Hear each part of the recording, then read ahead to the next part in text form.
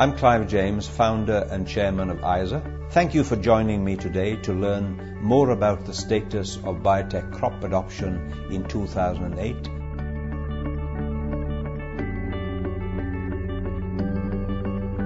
Biotech crops experienced another year of strong growth in 2008. But more importantly, the crops are poised for a second wave of strong adoption.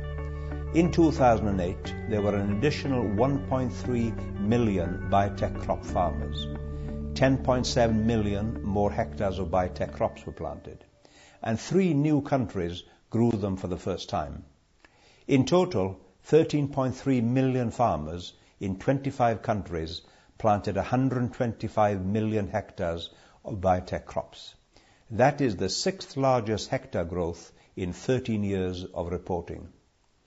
It's also important to note that biotech crops are now planted in 25 countries around the world, an historical milestone. 15 are developing countries and 10 are industrialized nations. In 2008, we saw significant barriers to biotech crop adoption in Africa begin to fall. In North Africa, Egypt planted 700 hectares of Bt maize for the first time in 2008. Notably, this is the first biotech crop to be planted in the Arab countries. In the West, Burkina Faso began planting 8,500 hectares of Bt cotton for seed multiplication and commercialization. Thus, in Africa, Egypt and Burkina Faso now join South Africa, which gained almost $250 million in 2007 alone from biotech maize, cotton, and soybeans. Experiences in these new regional footholds in Africa will help neighboring countries learn by example. Already, we are seeing this occur, as Kenya, Mali, and Togo have recently passed their biosafety laws. Uganda, Malawi, and others are also showing a keen interest in the technology. There are a variety of other indicators that point toward the emerging second wave of adoption. The 2 billionth cumulative acre of biotech crops was planted in 2008, just 3 short years after the first billionth acre was planted in 2005, a milestone that required a decade to achieve. In addition to Egypt and Burkina Faso, Bolivia was the 3rd new country to plant biotech crops in 2008. Notably, Bolivia becomes the 9th country in Latin America to adopt biotech crops.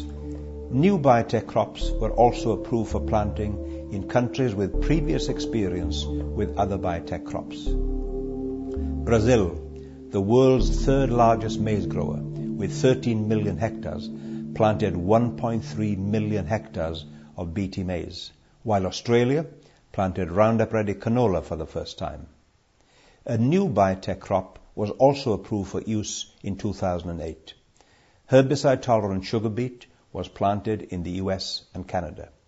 Approximately 258,000 hectares, or 59% of the US crop, was planted to Roundup Ready sugar beet. This is the highest ever adoption level for any launch. This signals a strong desire among growers for the technology. Accordingly, Roundup Ready sugar beet is expected to reach an unprecedented 90% adoption in 2009. That's only its 2nd year of cultivation. Finally, new data became available in 2008, suggesting that the number of farmers benefiting from biotech crops may soon jump sharply.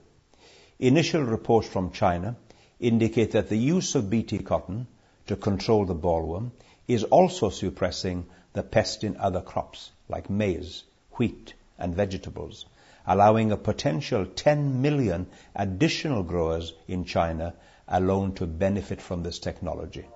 Strong political will and substantial investments are important new catalysts driving biotech crops, as they are increasingly being viewed by many as a tool to help solve critical social issues.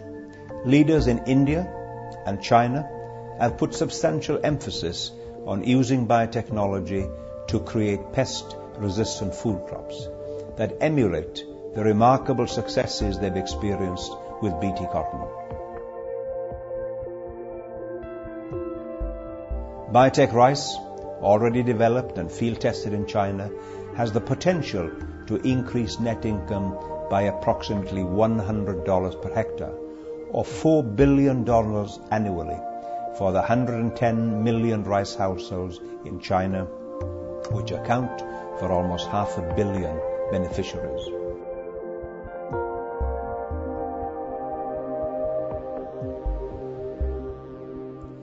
This new political will and interest in the role that biotech crops can play in increasing food availability, security, and affordability is critically important and can drive strong adoption between now and 2015, the Millennium Development Goal year.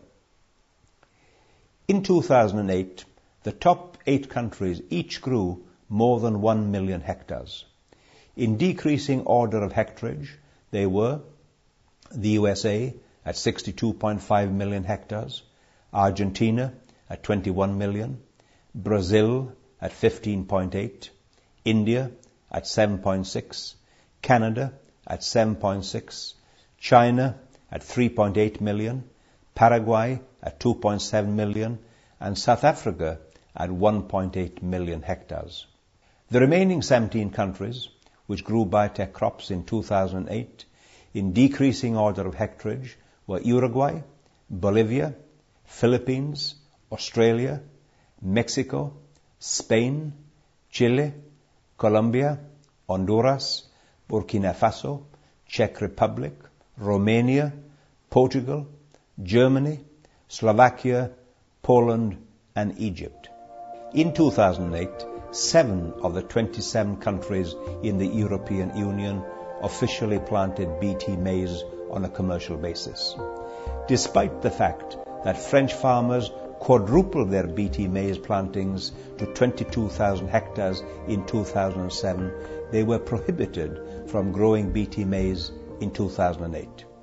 In the EU, BT maize plantings in 2008 remained at approximately the same level, 107,719 hectares, compared with 110,818,000 in 2007, only a 2 to 3% difference.